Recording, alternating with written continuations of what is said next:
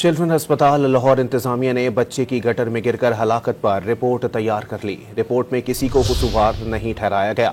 इब्तदाई रिपोर्ट महकमे सेहत को मौसूल हो गई।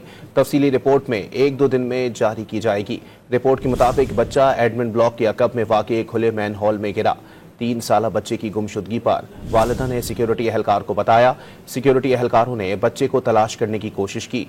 सेफ्टमैन ने गटर में उतरकर बच्चे को तलाश किया। बच्चे को फौरी इमरजेंसी में शिफ्ट किया, लेकिन जान पर ना हो सका।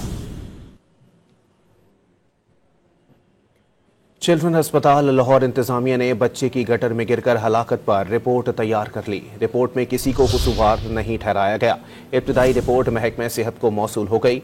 तफसीली रिपोर्ट में 1-2 दिन में जारी की जाएगी। रिपोर्ट के मुताबिक बच्चा एडमिन ब्लॉक के अकब में वाक़ खुले मैन हॉल में गिरा।